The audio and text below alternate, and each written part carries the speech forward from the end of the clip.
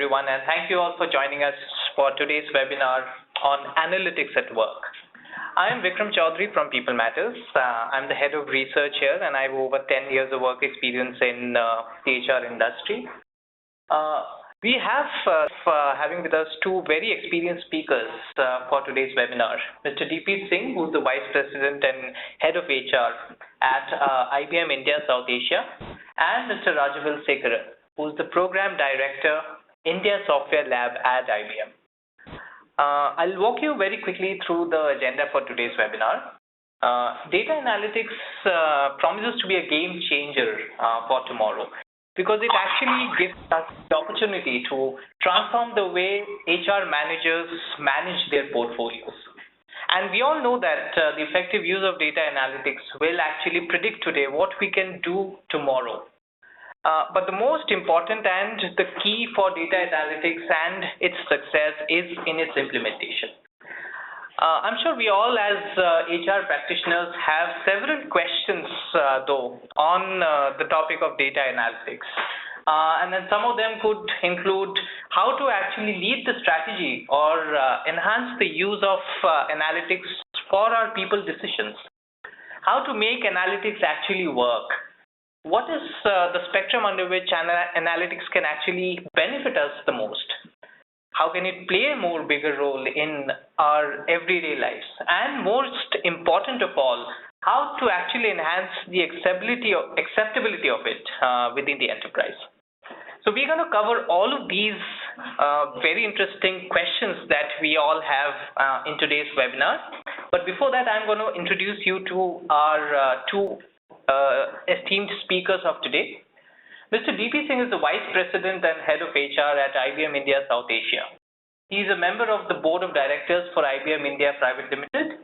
A professional with over 3 decades of experience in HR and business, he has successfully worked with cross-cultural teams across various countries, knitting them together to deliver business results. Mr. Rajavil is the Program Director, India Software Lab at IBM. He has over 21 years of experience in consulting, project engineering, software services, pre-sales, and client management. He is a results-driven leader with expertise in envisioning and leading technology-based multi-million-dollar revenue and growth initiatives, grounded solidly on business and economic value. Our partner for today's webinar for helping us make this program possible is, of course, IBM India. IBM Company is a market leader in talent management solutions with over 8,000 customers worldwide. It delivers solutions across the entire employee lifecycle that are backed by behavioral sciences, insights, and the unique combination of content technology and services. And a statement only IBM can make.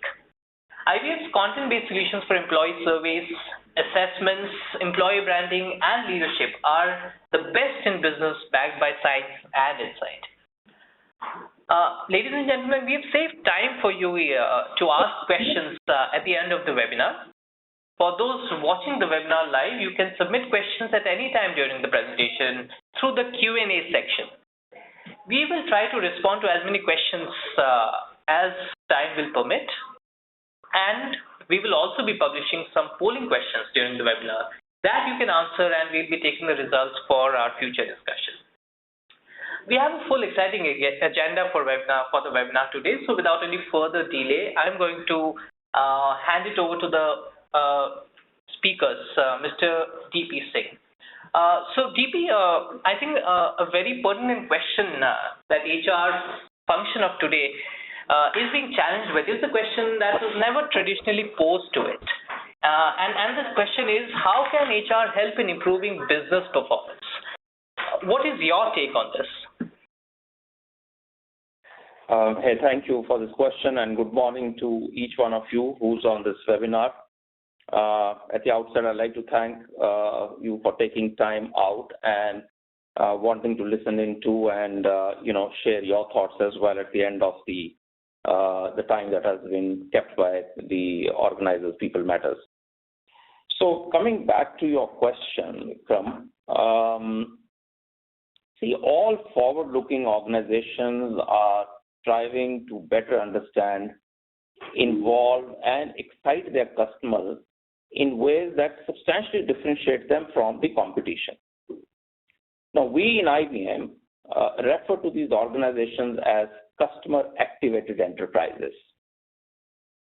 So if you go to chart 2, right, you will see that, and this is based on the studies that we do through Institute of Business Value. This is a research organization within IBM, right? You see that the slide shows that the customers come second to the CEO when it has to do with the level of influence they have in the organization. And if you move on to the next chart, it shows that the human capital, right, the talent that you have, has become very important to the CXOs. Such organizations have realized that the most essential and important component of the bridge between the organization and its customer is its workforce. And that's what our studies show. And the ability of that workforce to engage, develop, recognize, and the ability of the organization to really engage, develop, recognize, and support the employees is going to become very critical because there is a continuous endeavor to achieve customer loyalty and big business outcomes. HR as a function has a crucial role to play in delivery of the needed skills and capabilities, and we need to understand and manage the workforce so that our businesses can succeed. So this is very important. How do we really connect our talent and workforce to the client so that we can have the desired business outcomes? All these initiatives require mining of human capital data to gain the right intelligence, to get the insights. In my view, the HR organization of future will leverage big data and technology in unprecedented ways. The role of HR will transform from navigating reactive, reflective metrics to one that provides proactive insight in real time, instantaneous, and predictive. Now, this is a big change that is taking place. So that's what I have to say. It has a very, very important place in HR today to help the businesses improve their performance. Back to you. Great. So DP, of late there's been a lot of buzz on HR analytics, and it'll be great if you can please shed some light on this, and also how different this is from traditional business intelligence. Okay, I did mention right now that we will have to leverage big data and technology in unprecedented ways. And I said this because that's the only way we can impact business outcome. And you're right, there is definitely a lot of buzz. So we have a lot of people wanting to provide analytics in the marketplace.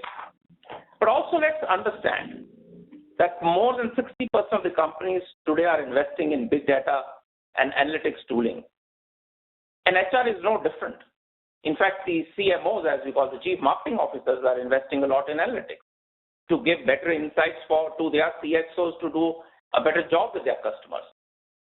So HR also needs to do this to help the workforce become more, to leverage the workforce dynamics, to leverage the workforce knowledge for our customers. So as I said, HR is no different, but very far and few right now are applying analytics to really unravel the elusive workforce dynamics and things like employee turnover, engagement surveys, how to increase productivity. All those are the challenges that HR faces today. See, as the complexity of workforce challenges continues to rise, so will the demand for more quantitative approaches to address increasingly difficult people-related questions, which are very central to the organization's success, will become very, very important. HR function actually has two responsibilities.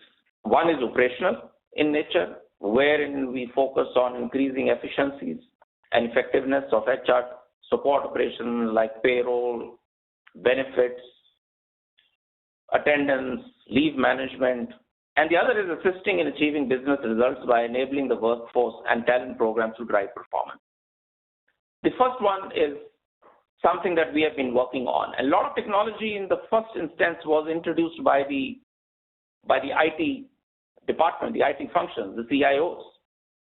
I think the second part, which is far more strategic, I think the onus is in a very big way for HR to bring in that technology. And undoubtedly, analytics is important for both dimensions. And in my view, it's most critical in analyzing workforce and talent programs. It is important for us to first understand, what does analytics mean, right? I mean, there is no right or wrong definition, but the way, we have looked at it is that by analytics, we mean extensive use of data, statistical and quantitative analysis, explanatory and predictive models, and fact-based management to drive decisions and actions. I just would like you to reflect, on three things. Extensive use of data. The next is you should be able to come up with some models, some predictive models. And you must be able to take decisions and actions based on that, which lead to better outcomes of our talent for our customers. The power of workforce analytics lies in its ability to challenge conventional wisdom. I mean, you see, we always had a lot of intuition with us, and we've always used intuition in the past. But when intuition is converted into insight, when it is added to the conventional wisdom, we can influence behavior. We can enable HR and business leaders to make and execute much smarter workforce decisions. And these will obviously result in improved productivity, improved engagement, and ultimately it means a happy customer and a better business outcome. The second part of your question had to do, about business intelligence, right? So, business analytics is a part of business intelligence. But business intelligence in general concentrates on data from current and past, identifying and discovering trends, and drawing conclusions. I think when we talk about business analytics, then we are talking about that we are a little more in predictive mode, right? It's a model. We can have various models and use models which will help us improve. So, but for us to succeed in business analytics, the business information, the business intelligence, the business insights has to be very trusted, meaning the business intelligence has to be validated. The information therein has to be authentic. And that is how you will end up in business analytics, which will really help you do a much better job. I hope this answers your question. It's excellent. I think we as HR managers should actually imbibe this as our magic mantra of thinking from intuition to insight. So that's great, and thank you for differentiating what makes analytics different from business intelligence. DP, so it would be great if you can also clarify and identify some key aspects which HR should target to leverage analytics and intelligence. So first, before I move on to the answer this question of yours, let me also say both business intelligence and business analytics, are really not being leveraged in very large set of organizations. I think in some, I would say conspicuously missing, right? So I think both of them need to really go hand in hand. So that's on your previous question. Coming back to your next question, there are many areas in which analytics apply, and you saw that there are areas almost in every aspect of HR where we can sort of put in. But the key areas, I think the areas where I would say I have had experience, and I would say the areas which have very high impact, on optimization of cost and optimization of talent are proactive retention, predictive hiring, and the third one is where we can define actions based on, our sentiment analysis by getting insights into all the data that we have. And so this is both of BA and BI going hand in hand. So the two pieces, I would say, we can largely put them into two buckets. So one is which will help us optimize costs, and the other one is which will help us enhance the customer experience by increasing or boosting the employee engagement. And of course, there's another one which is again between the cost and this is where we have the right people in the right roles with the right skills. So I think these are the areas where I would say, HR can make a real big difference. And of course, all this requires getting a lot of, leveraging a lot of HR data that we have. Right. Excellent. So DP, you mentioned that the key aspect of analytics is predictability, and we know that there is a lot of focus these days on proactive retention. Can you share some of your experience on this? Yeah. So thanks. So let me take it from a general, and then I'll really share my own personal experience, as well. So it's about it's about the ability to understand. When you talk about predictive retention, it's our ability to understand specific factors that contribute to talent attrition, which is there. And this includes information such as the profile of an employee who's likely to voluntarily leave, any specific risk factors that can be used to prevent future attrition. But let's look at based on some information which is sourced through globalforce.com, and this is a US-based information, and it talks about what can be the cost of attrition, right? So this study has actually, the US Labor Bureau has assumed certain turnover costs. It has assumed what the attrition is, and if you were actually to reduce this by just 1%, just see what is the huge impact that we can do for our business. I mean, this obviously needs to be done in a far more methodical way, otherwise it doesn't happen. And when we talk about a methodical way, then we are actually, again saying that we must have the right information, the trusted information. We must have best-in-class exit content available with us. So we identify the factors that led to attrition. We then employ the retention analytics to predict future attrition, right? So you identify the characteristics of the profiles of the employees who are likely to leave. And then based on that, you end up creating some takeaways, right? So we have to act on those specific factors that we have identified which can prevent future attrition. And then you go about operationalizing the whole piece. So I think this is an important that we go in a very methodical way, which is there. So, if you really go in a methodical way, this can give you a return on investment of approximately 300%. And we saw this, at our end, making huge impact within IBM. I'd like to share this quickly about how investing wisely based on this analytics, we could do a lot about it. So we did some work, within IBM.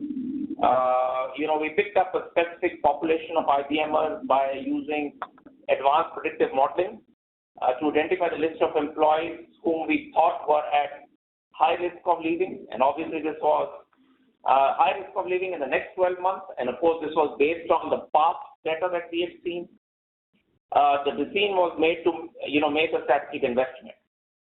And, and then the investment was an outcome of what would be the cost of turnover, cost of replacement, cost of onboarding a new employee, time to productivity, all the factors that we spoke about, I showed you earlier in that US study. So we looked at all those elements, and then we decided that we need to really make a targeted investment in terms of retention bonus. And we wanted to sort of pilot it. And we offered bonus only to half of the people that we had identified. And a very surprising outcome after 12 months. Those who were, who were determined and based on all the analytics as a high risk for turnover, and we made strategic investment in those 50% of the people, they not only stayed back, but they also showed as more engaged employees, and they still continue to be, have their careers within IBM, which is there. The pilot really worked, right? And it was a minor investment when you look at comparison to the losses that you have when you really have to recruit and equip people and take them, forward to be able to perform. So this is an experience that we went through, and post that, this has really become a very, very, I would say, it's become a part of our approach to managing, attrition. And when we examined the group that did not receive bonus, most had left the organization. We had to go through the process of bringing them in new and all that, those things happened. But now that the pilot has worked, we now do this insight. We have an insight, which are the people likely to leave, in which roles, which matter to us, and then we make an investment. And, it's been a good story for us. So really, I think everybody can leverage from, proactive retention and predictive attrition analytics. Excellent. You also mentioned about defining actions based on prevailing sentiments. I'm sure this is in reference to employee engagement. Can you give us some insights on this?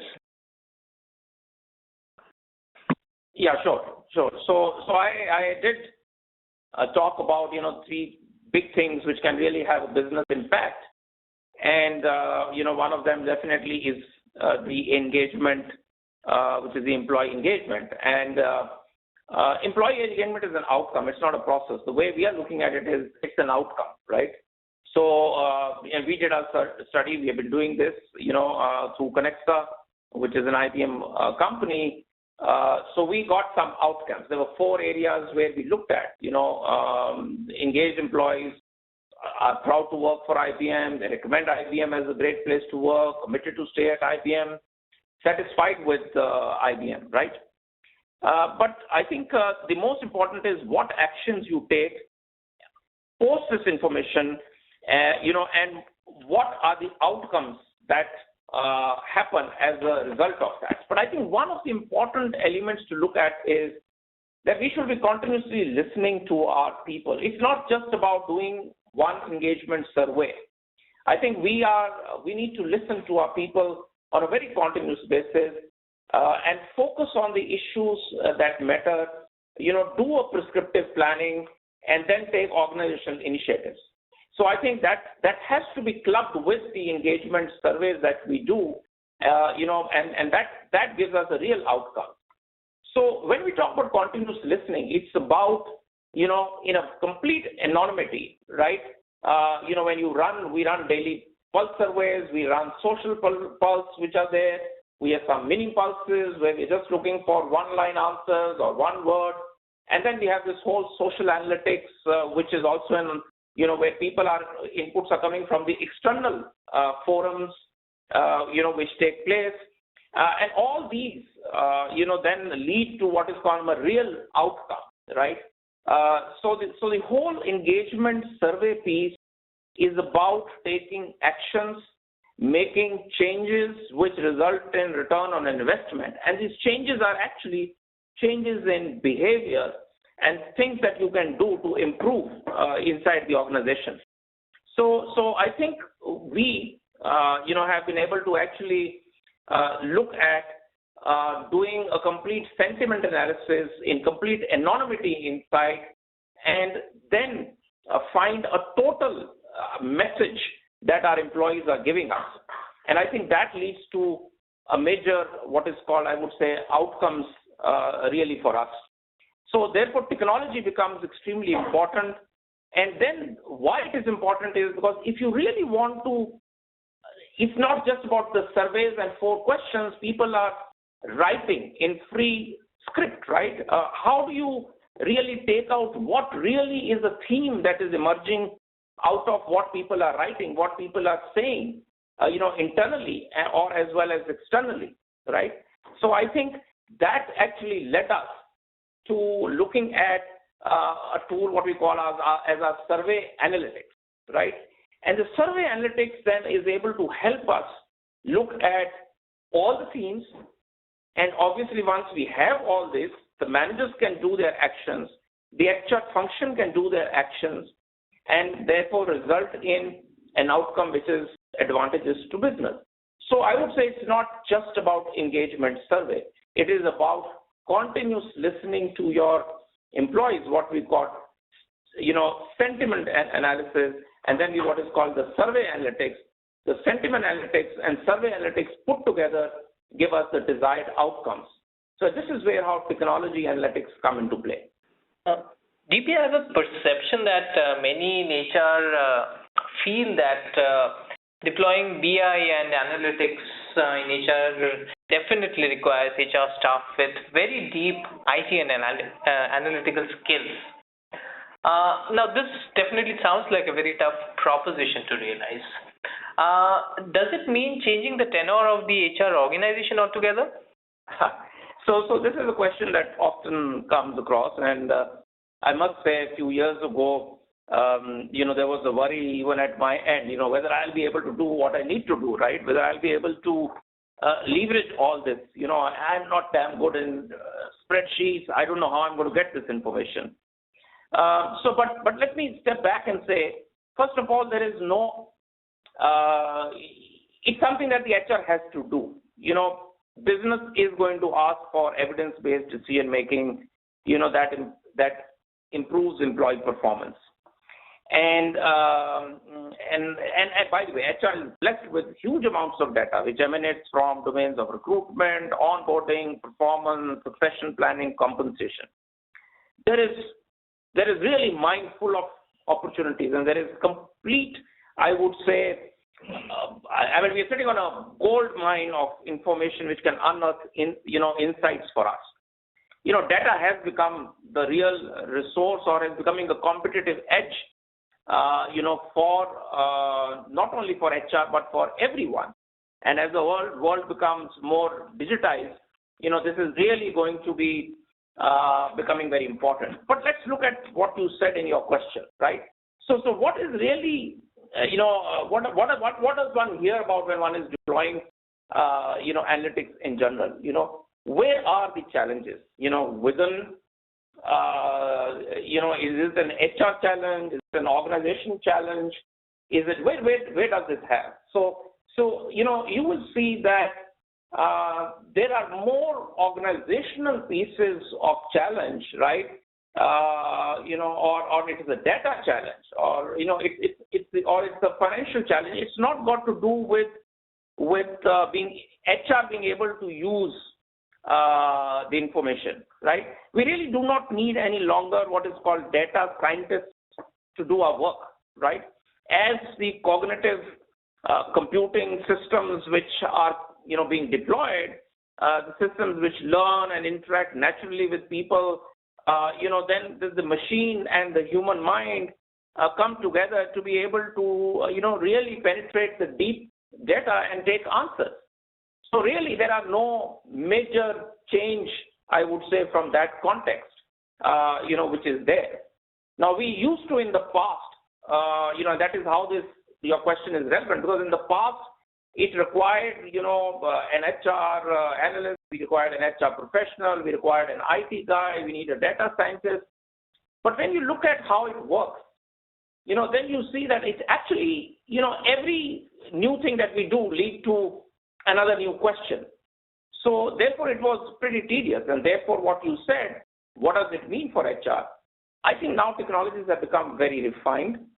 And with cognitive technologies coming into place, it's going to become easier for HR professionals to lead questions, get answers, and be able to use this data for outcomes. So I think the whole piece about cognitive computing is really going to help us as we move forward. Just to share that we recently launched, a solution, and IBM is good at giving names to certain things. We call this Connecta Talent Insights, and Talent Insights delivers a completely different experience for HR professionals. The big piece, and all studies show that I think when you are able to visualize something, you are also able to take. You can have better, let us say, takeaways, and you can take better decisions. So this talent insights, as we call it here internally with us, and we're taking this out to our clients as well. This understands the language of HR, and users can simply type in what they want to see in natural language and get results. And I would say pictorially depicted, which will help them take decisions, right? And we also call this whole cognitive computing as the Watson piece of ours. So simply put, I think if you have the right tools, you have the right system with you, it's easy for HR professionals to leverage it. It gives you options. It pictorially displays to you from where you can have your takeaways or your insights very easily. Great. So DB, I have one last question for you before we turn it over to Rajavel. Also, ladies and gentlemen, we are open to questions at any time during the presentation. So please use the Q&A tab to submit your questions. DP, with all these amazing cutting-edge technology accessible to HR, are we ushering in an era where there will be no need for the human element? No, not really. You see, we still need doctors, do we not? I mean, all the lab tests that have come up has not reduced the need to having a doctor, right? Now, there are too many tests being done, and that's where the doctors are also using, let us say, technology and I would say platforms that help them make a better decision. So, and also, if you look at, in spite of all the enterprise platforms that came up, years ago, we still need business leaders, right? So let's look at sports. We still need the coach, in spite of all the data analytics that entered into sports world, many years ago in the sports world. Human element will continue to be important, right? Just as a doctor or a sports coach or a good athlete is important. But it is going to be where HR decisions will be made in more decisive way and by HR professionals. HR will continue to play a role of coaches, will continue to work on still improved engagement outcomes. It's just that the accountability of the HR towards talent is going to go up many times, for which they will need analytics and insights. Successful efforts position analytics as a tool that augment, not substitute for the knowledge and wisdom that the HR professionals have gained over experience. It's not a substitute to judgment. It only augments the judgment. So the human element is not going to take away. We are only going to improve the engagement of employees by having the right insights. And that's how I would like to end. Great. Thank you, DP. And before we waste any further time, I'll straight away pass it along to Rajavel, who will be walking us through some very practical lessons on how to actually build an HR analytics system in your organization. Rajavel, over to you. Yeah. Thank you so much, Vikram.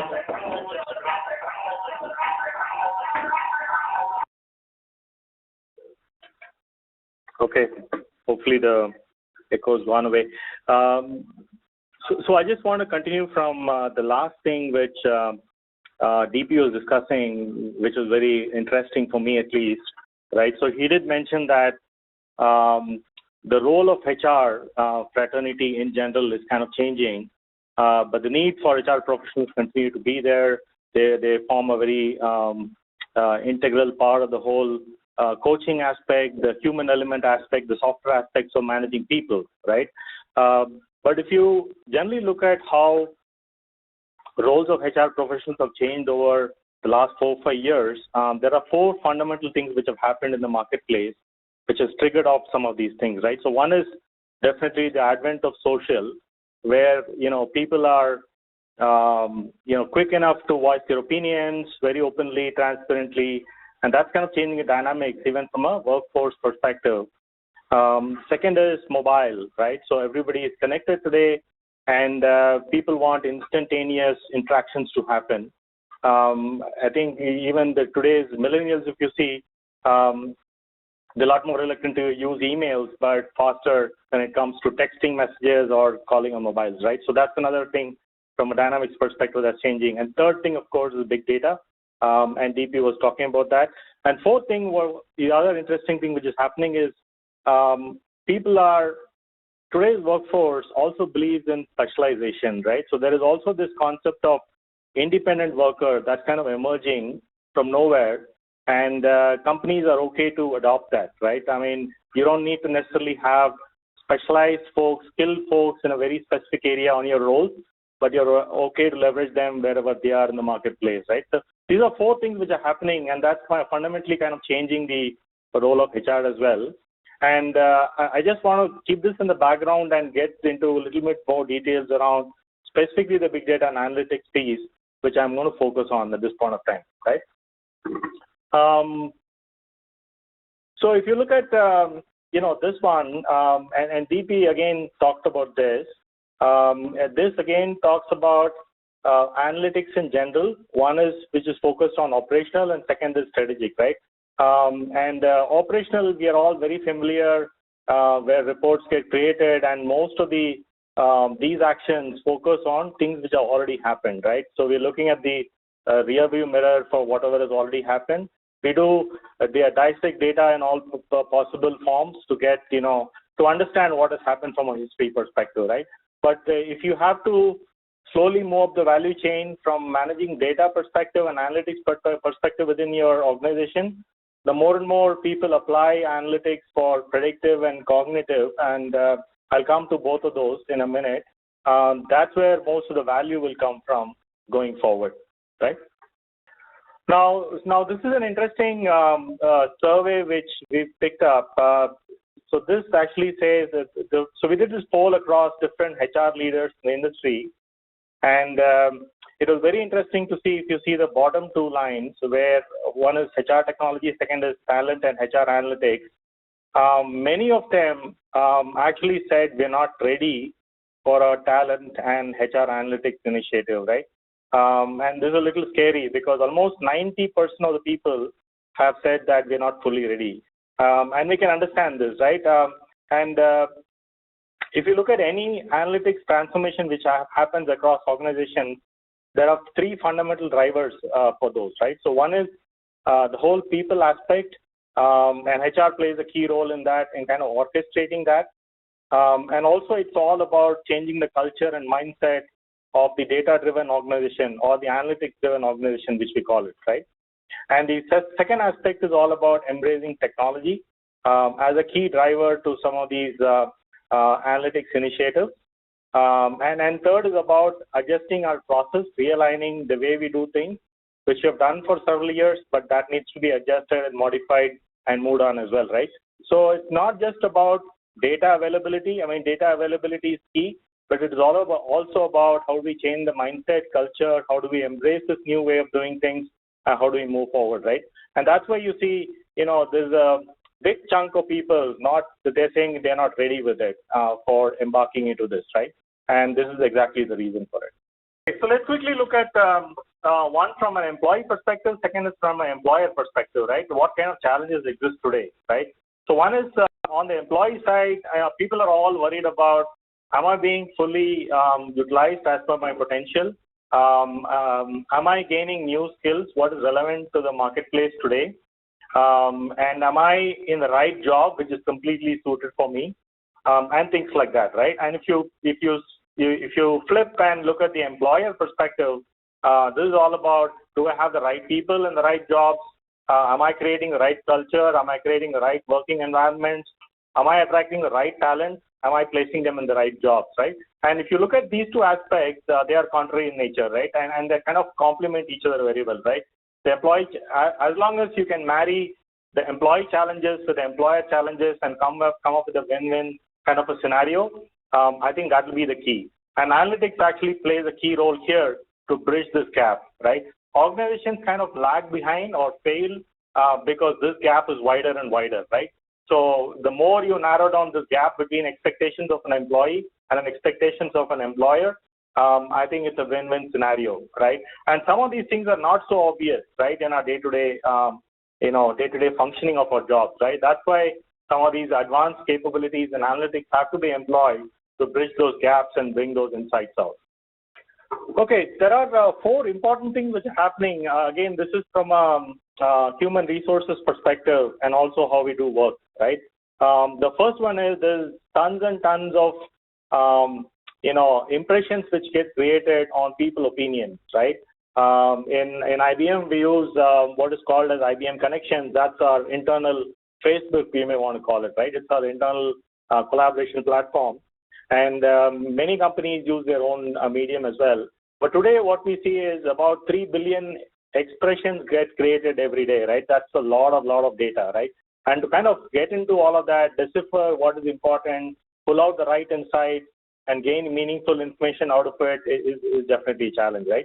The second thing what we are seeing is people are also looking at ways to get a lot more insights to human behaviors, right? So people are a lot more open today. When I say people, I'm referring to organizations, a lot more open today to conduct, formal surveys. I'm talking about employee engagement surveys or new hire surveys, and also assessments, could be psychometric assessments or any other assessments of that nature, right? And these actually also provide a lot of insights and through a systematic way of collecting data. And this is again a very key aspect to get a lot of new insights from especially on your human behavior, right?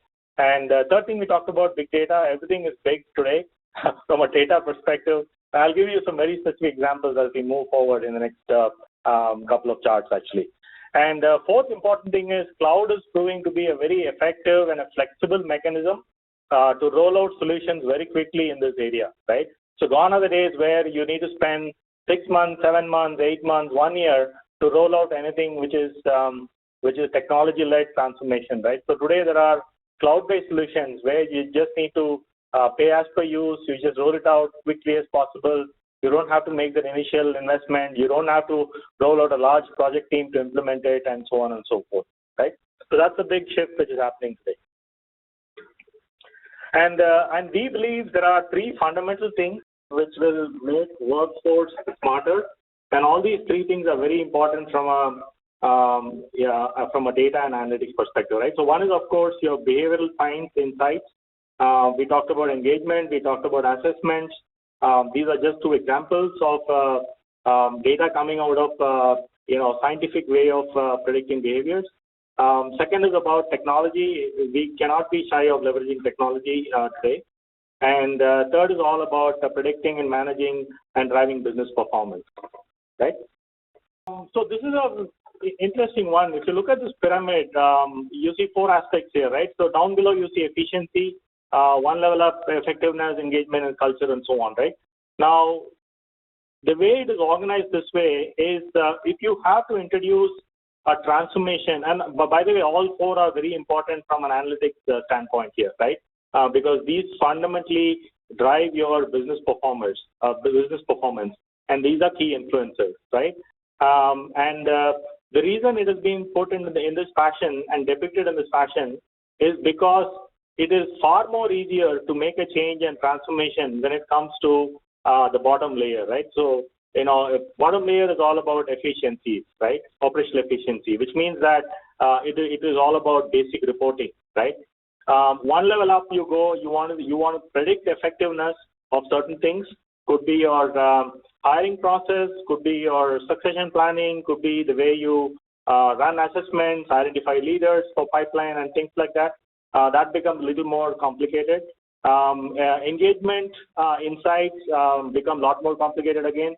And again, changing anything from a culture perspective and beliefs and behaviors is again very, very difficult as well, right? So the degree at which you can introduce changes again, in the context of analytics, kind of varies across these four things, right? It's easier in the bottom. As you go on up and up, it kind of gets a little difficult, right? That's why we need a little more sophisticated predictive models, cognitive models to kind of intervene and help us in this area. Okay, so let's look at fundamentally how analytics is kind of looked at, right? And I want to break some myths as well, because people do have some, specific way of looking at analytics, right? So let's look at the right-hand side there, right? So this is a scenario which is like what is happening and why, right? So which is more like today what is happening and why, what could be the root cause of that, right? From a HR standpoint, example could be how many people have we hired this year and from which source, right? And this we usually call it descriptive analytics, right? Because the problem statement is very clearly spelled out, scope is very well defined, and is easy to understand, and analytics can be applied for this, right? If you move on to the bottom one, what could happen? This is more like your future. Here we're talking about predictive analytics, right? So the example could be which candidate is most likely to succeed in the job for which I'm bringing, and they will likely to stay, right? So this requires a little more complicated predictive modeling to be put in place to get this answer, right? And then you look at the left-hand side, which is more like how many people should we hire next year, in which roles, and at what cost to produce maximum benefit for the organization, right? So this is more like what action specifically I need to take given a problem statement, and this is more like prescriptive analytics, right? All these three are being practiced today in different organizations, but the one big differentiator I would call out, which is getting popular traction, and DP was talking about Watson as a technology, and that's about cognitive computing, right? Applying cognitive capabilities for analytics, right? And there's an example which we have put there, which is like, what are the best interview questions I can ask to hire the best quality person for this role, right? My word, if somebody can tell me that, that would be a huge, benefit, right? And for that to be done, you need a lot more, advanced capabilities which need to be introduced there, right? I'll talk a little bit about cognitive capabilities, specifically on talent insights as an example, as we move forward in a couple of slides.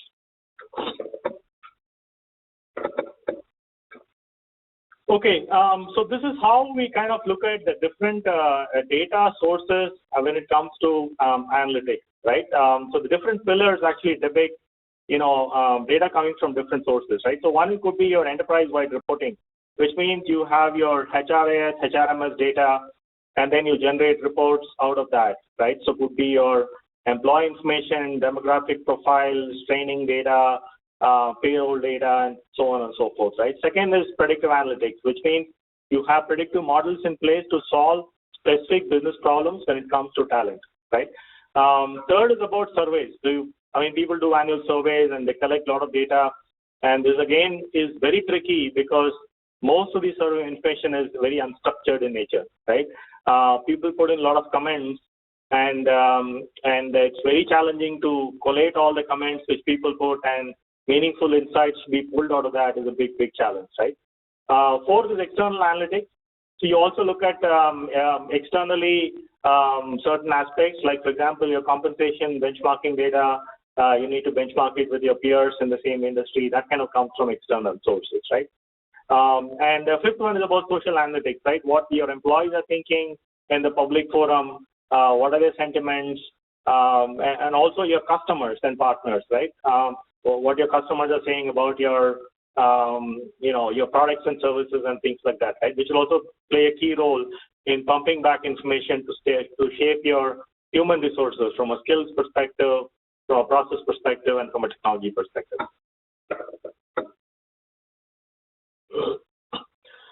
Now, I think all this is good. All this is, like fundamental for us.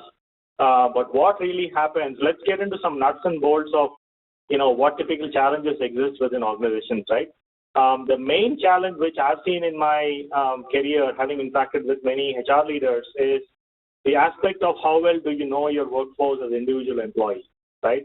And when it comes to this question, there's a mixed bag, I would say, right? And let's look at this a little more detail, right? Now, here you see, this to me is more like information about a single employee, right? So I'm classifying this into 4 different buckets, right? So first one is demographic data, which is very basic in nature, and most of this data gets stored in your HRS or HRMS systems, right? If you move to the right, you have things like skills and learning data, right? How accurately have you captured the skills of people? How accurately have you assessed the skills of people? How accurately have you captured performance evaluations of them, their learning styles and things like that, right? This is a little harder to do, right? To some degree, companies embrace this, but I wouldn't say this has been implemented in a comprehensive manner across the industry, right? Third one, we talk about behavioral data, right? So this is all about all your personal preferences, motivations, how well do you fit from a culture standpoint to the organization, have any experts in analysis on your profile, what were their comments, what kind of retention risks are there with you and things like that, right? And then the fourth one is all about social interaction data, right? So this is all about how you interact in social platforms, right? Now, unless you have all 4 of them, it's very difficult to get a 360-degree of an employee, right? And in today's shift into social, mobile, big data and all of this, unless you have a comprehensive view of your employees, it's very hard to put in, analytics in general, right? I've seen many of the companies have the demographic data in place, skills and their learning data to some extent. Behavioral data, I would say probably 30% of the people have. Social interaction data is almost single digit, I would say, right? So this is very important. Data is key for any big analytics transformation, and my recommendation would be to start small and then grow it big, right? When it comes to analytics, right? And you can keep enriching the data as you go forward. More and more you can keep adding from an employee profile perspective. Okay, so this is only a concept at this point of time, but I just want to say, big data is a very popular terminology nowadays, but if you look at specifically HR, everything is big data here, right? So we talk about volumes here, which is phenomenal when it comes to employee records or learning data and things like that, right? Variety is also big because not always that we can store all the HR data in rows and columns, right? Some could be in structured way. Like for example, you could store some of your, general demographic data in structured format. But when it comes to some of your, PDF files or onboarding forms or PF declarations, could be your learning, evaluation forms. Sometimes they are sometimes unstructured as well. And also your survey data sometimes in the comment section is unstructured as well, right? So there's a lot of variety of data involved in HR. That's again a big challenge to deal with that, right? And then third is about velocity, right? This we call it data in motion, right? Today social and mobile coming into the play, data is getting generated very quickly and data is already moving, right? And gone are the days where we employ, traditional methods of applying reporting and analytics, right? This is going to be a lot more faster because data is also moving along with it, right? And fourth is about veracity. Veracity is all about data uncertainty, right? So people who are generating the data are a little uncertain about the accuracy of the data, right? And this is a common problem which exists in organizations, and people are trying to tackle with it, right? So volume, variety, velocity, veracity are 4 aspects of big data and specific to HR, right? And we have to keep this in mind when we embark on this analytics journey, specifically in the HR analytics space. I'm going to move on quickly. Now, how this is all possible, right? So this is more a technology view at this point of time. I'm giving a reference architecture from IBM's Kenexa Talent Suite, just to give you guys an idea what sort of components are involved in building a comprehensive analytics story, right? If you look at the top, that we call it the systems of engagement, right? People could come through a browser. People could, when I say people, it's mostly either an employee or a job seeker or a manager or a recruiter or someone in HR, right? Could come through a browser, could come through an iPad or a tablet or a phone, right? And it's very important to provide a very pleasing digital experience, right? So today we talk about employee experience taking to the next level through these systems as well, right? Because customer experience was looked at as a big aspect in the last decade, but employee experience is kind of gaining that momentum as well, right? And there are various aspects involved in building an HR solution within an organization, right? So you'll have something for your recruitment, you'll have something for your assessments, onboarding, performance management, compensation, succession planning, learning surveys, and so on and so forth, right? So the biggest challenge, what I've seen is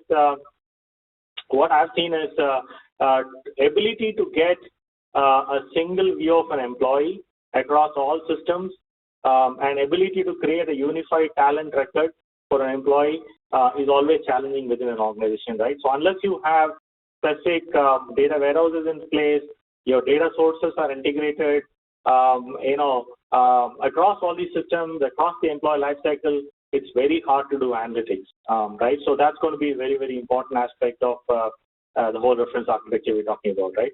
And then in the bottom, if you see one level up, right, the talent insights we're talking about, right? And DP talked about this, right? So this is the taking analytics to the next level through cognitive computing. This system actually has ability to understand human language, translate human language into smaller questions and smaller problem statements, look at huge amounts of data, and come back with answers in microseconds, right? So this is going to be the next wave of engagement for employees and HR professionals, I would say. And I'm glad to say this offering is out there in the market from an IBM perspective. And this could add big value when it comes to applying some advanced analytics concepts, I would say, right? So I think that's pretty much it. Actually, that's what I wanted to cover. So things I covered are, one is look at challenges which exist today for HR professionals.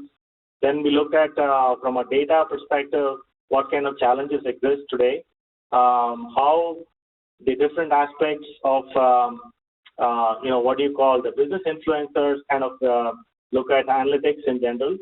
And then we also looked at a sample reference architecture and how to solve this problem. And I also gave some insights around how to start this journey, how to continue this journey. So that's pretty much, I hope it was useful, but that's pretty much what I wanted to cover. Happy to take any questions if there's any.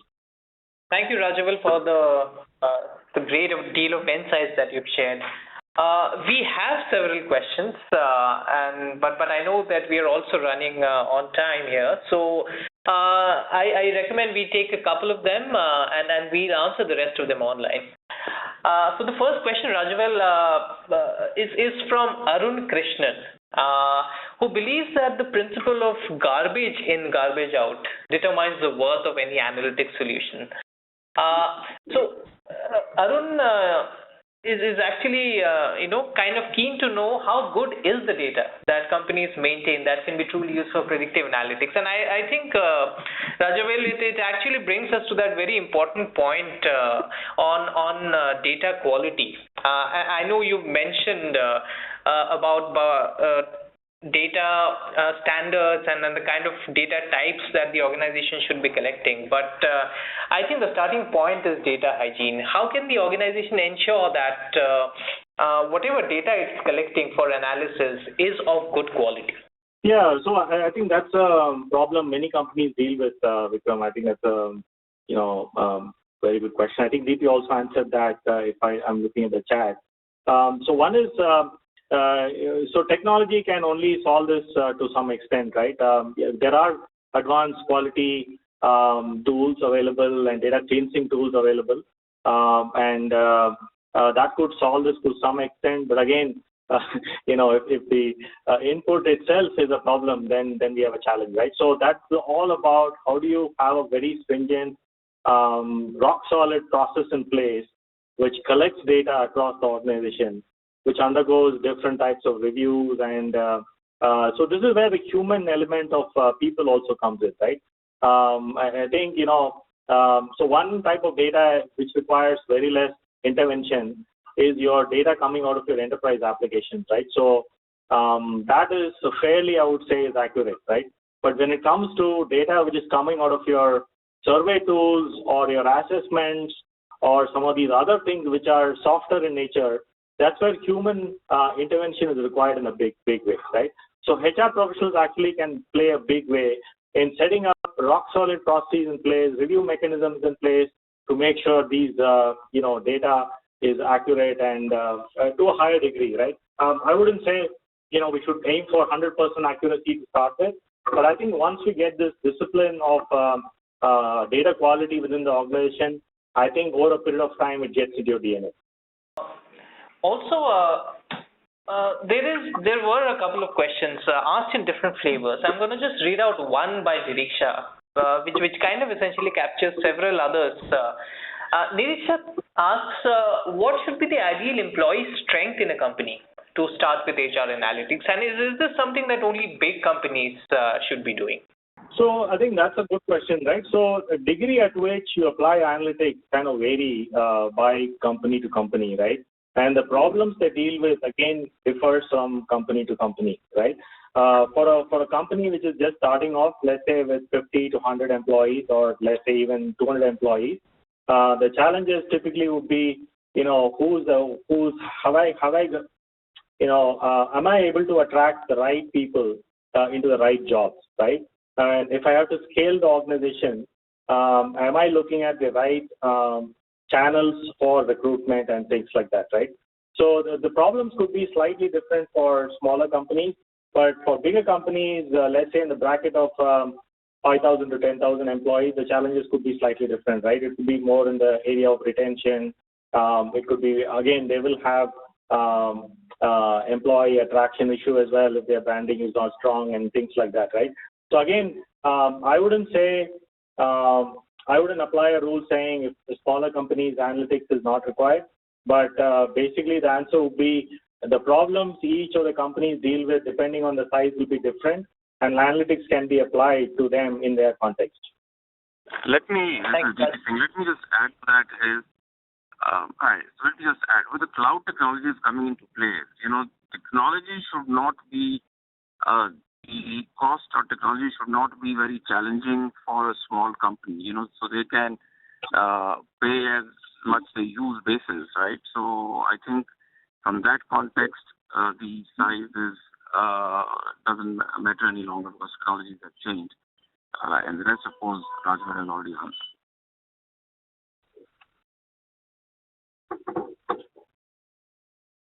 Okay, so Vikram, could we look at one last question? Absolutely. Yeah. Okay. I think there are several questions in different flavors, but I think I'll just going to ask one which sounds very interesting. Ladies and gentlemen, obviously we are going to take all of your questions offline. But the one last question, Rajwar, could be from David, who actually says that business performance influencers is very important, and he also is curious to know whether culture comes at the bottom.